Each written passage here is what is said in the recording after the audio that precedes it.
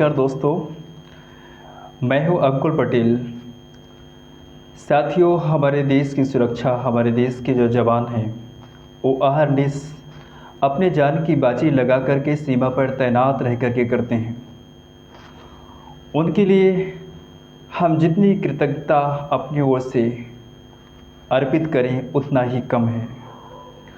और माँ भारती के इन सच्चे सपूतों को हमें हमेशा पहली प्रायोरिटी में उनका सम्मान, उनकी सुरक्षा और उनकी देखरेख करने का जिम्मा उनके परिवार और उनके संतान की सुरक्षा करना हम सब भारतीयों का कर्तव्य है।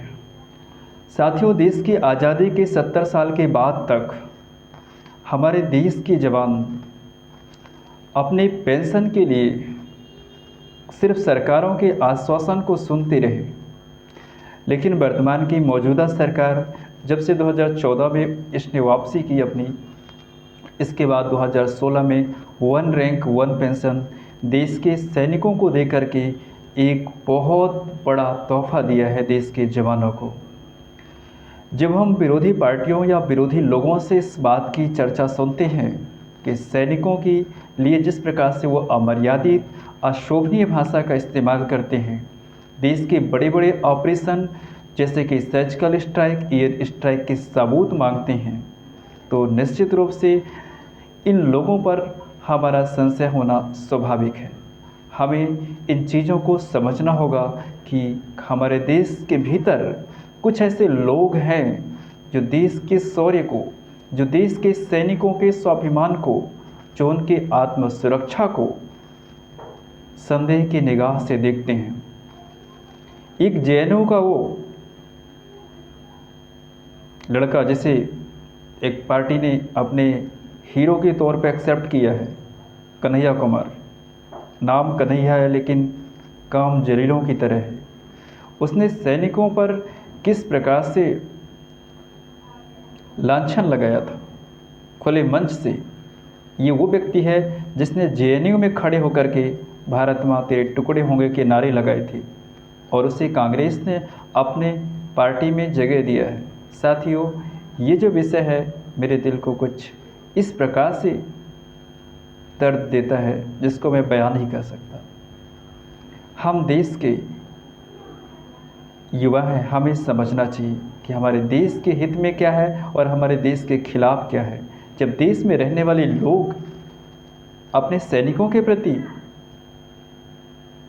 महिलाओं के शोषण जैसे अपरिग्रह अपराधों को उन पे उसका दोषारोपण करेंगे, तो आप समझ सकते हैं कि किस हद तक जा सकते हैं। ये जो सेकुलर का कीड़ा इन लोगों के काटा है, इसके दुष्परिणाम आज पूरे समाज को देखने को मिल रहा है और मानवाधिकार के बड़े बड़े ज्ञाता इसे जस्टिफाई कर रहे हैं, इसे जस्टिस बता रहे हैं, इसे यूथ आइकॉन बता रहे हैं। साथियों, हमारा यूथ आइकॉन ये नहीं हो सकता। हमारे इंस्पिरेशन है स्वामी विवेकानंद, हमारे इंस्पिरेशन हो सकते हैं भगत सिंह, हमारे इंस्पिरेशन हो सकते हैं सरदार वल्लभ भाई पटेल, सुभाष चंद्र बोस, चंद्रशेखर आज़ाद, अशफाक उल्लाह खां, झांसी की रानी लक्ष्मीबाई। आज के देश के युवाओं के सामने सबसे बड़ा चैलेंज यदि कुछ है तो मुझे लग रहा है यही चैलेंज है। हमें अपना रियल आइकन किससे मानना चाहिए, हमें यही नहीं पता। हम किसी फिल्मी स्टार को उसे अपना आइकन मान लेते हैं जो अश्लील फिल्में बना करके कुछ पैसे कमाता है और उससे फ्लैट खरीदता है, उससे अपनी अय्याशी करता है, उससे आज के हमारे छोटे छोटे बच्चे उन्हें अपना आइकॉन बनाते हैं। साथियों, हमारी सभ्यता ये नहीं कहती, हम तो उस सभ्यता से जुड़े हुए लोग हैं, हम तो उस संस्कृति के लोग हैं जहाँ पर बाल भरत ने सिंह के दांते गिन दिए थे। महाराज ध्रुव ने अपने बाल्य जीवन में अपने तपो शक्ति से भगवान विष्णु को अपनी बात मानने पे मजबूर कर दिया था। हम तो उस संस्कृति के लोग हैं जहाँ पर अपने स्वाभिमान की रक्षा के लिए राजस्थान की पद्मिनी, महारानी पद्मिनी ने जलती हुई लॉ पे अपने आप को समाहित कर दिया था। लेकिन आज चल क्या रहा है?